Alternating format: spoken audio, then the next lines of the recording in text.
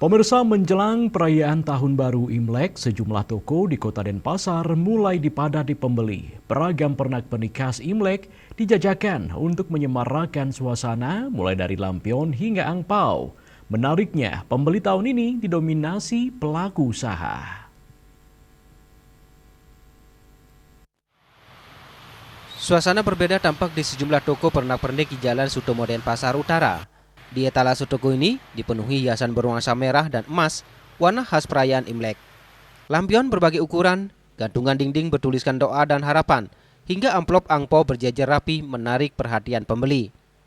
Andi, penjual pernak-pernik, menyatakan para pembeli datang dari berbagai sektor usaha seperti hotel, kafe, restoran, perbankan, showroom kendaraan, hingga sekolah. Umumnya masyarakat selalu antusias untuk menyambut Hari Raya Imlek secara nasional. Terus baik bank-bank, baik showroom-showroom mobil, sepeda motor, atau kafe-kafe, resto-resto, terus hotel-hotel, semua juga ikut menghias secara nasional. Dan mereka ini sekarang yang mereka hanya menambah yang kekurangan-kekurangan. Antusiasnya sih semua di masyarakat sih bagus, baik secara perumahan tangga juga. Banyak permintaannya. Ya, permintaannya ya cukup lah, memadai, tapi tidak sebagus tahun lalu. Secara umum apa aja yang banyak dicari oleh warga atau konsumen?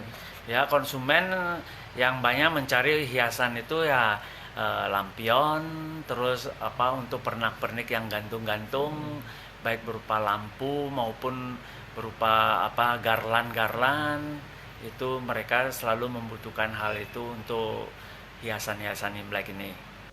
Meski tahun ini memasuki tahun kuda, sebagian besar toko melihat menjual ornamen yang bersifat umum dan tidak spesifik pada sio tertentu. Strategi ini dilakukan untuk menyesuaikan permintaan pasar sekaligus menghindari resiko kelebihan stok. Untuk mengantisipasi lonjakan permintaan, para pedagang telah melakukan persiapan sejak 1 hingga 2 bulan sebelumnya. Mulai dari pengecekan kualitas barang, penentuan harga, hingga penataan produk di dalam toko. Sebagian besar barang merupakan produk impor dari Tiongkok yang didistribusikan melalui importir besar di Jakarta dan Surabaya.